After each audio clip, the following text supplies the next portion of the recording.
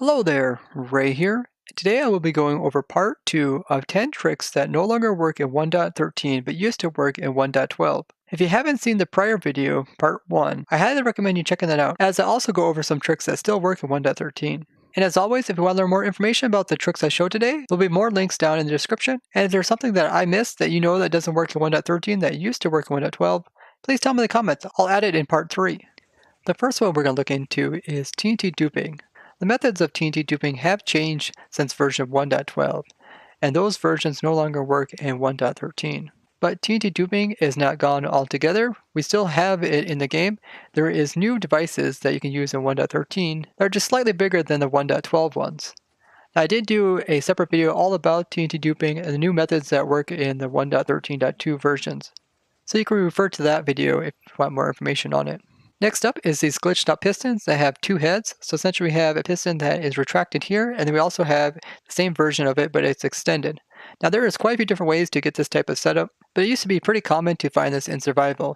You just build a device similar to this one here, where it's pushing a redstone block around in a circle, and what you do is just unload this by logging out, and then when you log back in, there was a chance of it producing one of those double-headed pistons, where the game would glitch out thinking that it is extended and it should be retracting, but it end up forgetting what it was supposed to be doing and end up with just two heads. Now this no longer occurs in this situation. What can occur is this whole system can just glitch out where it'll just freeze. So let me relog a couple times and show you what it looks like. Okay, I relogged a couple times and you can see the piston here is being updated from this redstone line here, but it's not pushing. And you can see this one here is not being updated by any redstone, but he is still pushing. And what is occurring here is the pistons just forgot what they were doing when they got unloaded, and then they just froze in that state. But notice that there is no double-headed pistons here. Although it's fairly easy to get these double-headed pistons, and Myron Iriel made a couple different videos showing how it's possible to get these in versions 1.13 using a different method. And you can also use other different types of tricks to get these double-headed pistons, as well as even getting them with extra heads sticking out the sides and the back of them.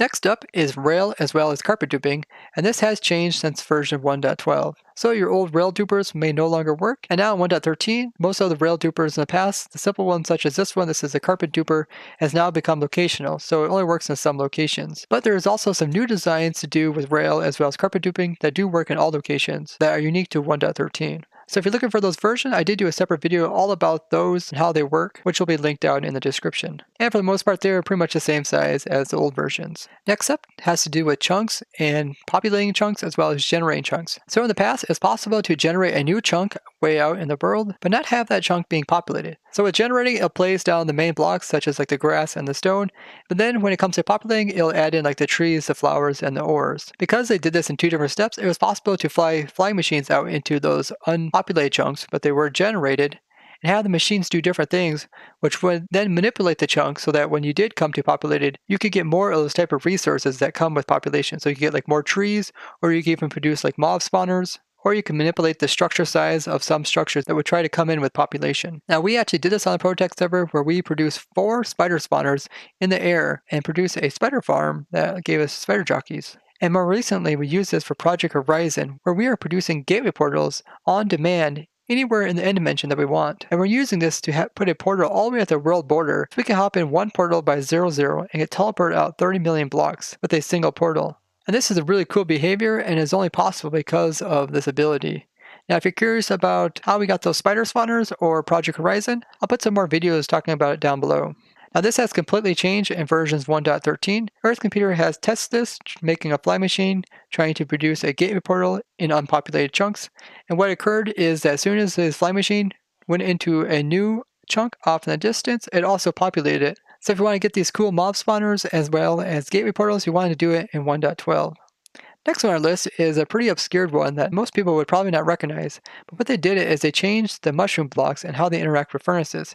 Now in version 1.12, it was possible to put these mushroom blocks as fuel down in here, but for some reason in 1.13 they went ahead and changed it so it's no longer possible to use them as a fuel source. Now it is still possible to put any type of block in the top slot here, so you can put like a minecart in there or you can put whatever block you want. Now I'm not sure why they made this change, as not many people were actually using the mushroom block as a fuel source. It wasn't like too overpowered or anything. So now if you have a furnace that has these mushroom blocks in the bottom slot here, it's now considered a discontinued block since you can no longer acquire it in 1.13. This is something we're going to have to collect on the Protect server prior to updating to 1.13. Next on our list has to do with pumpkins and them being enchanted.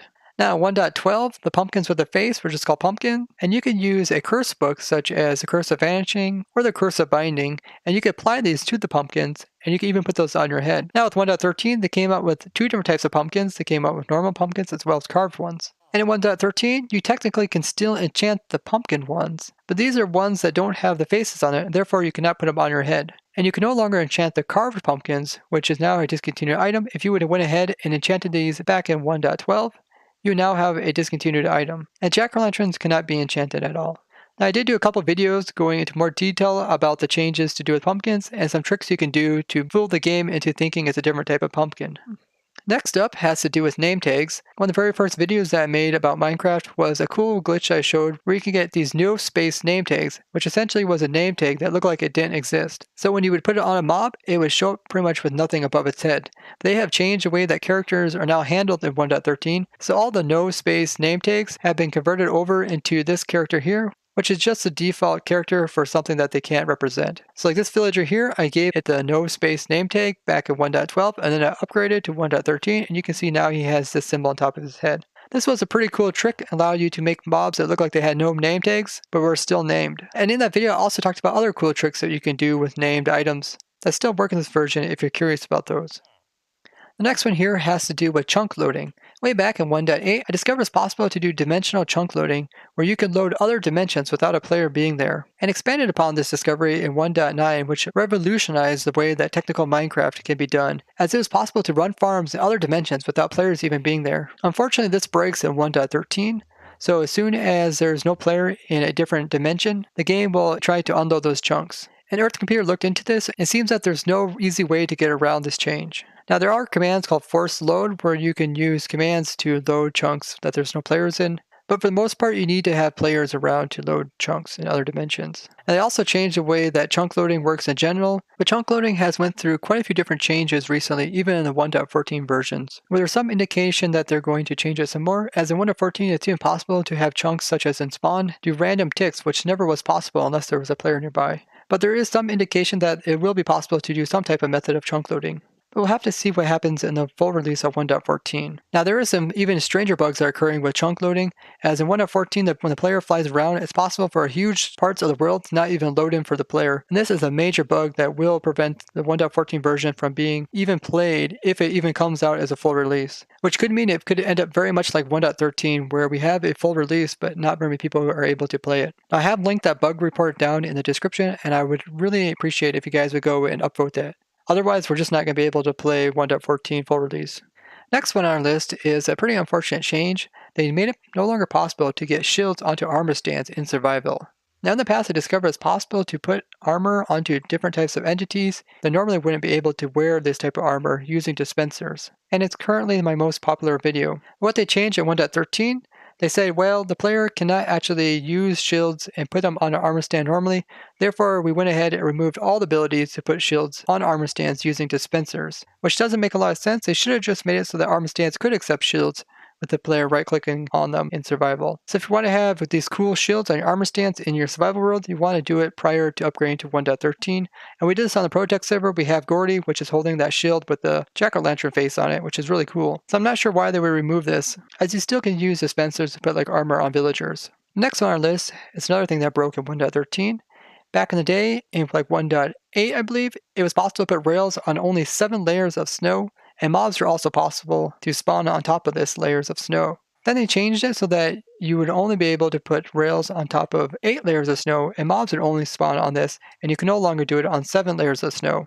And on the Protect server, we went ahead and collected a bunch of different types of blocks that could sit on top of 7 snow layers, which are now discontinued as you'd had to use 8 snow layers. But in 1.13 they changed this all together. They made it so it's no longer possible to put these blocks on top of either 8 or 7 layers, and mobs no longer spawn on top of them either.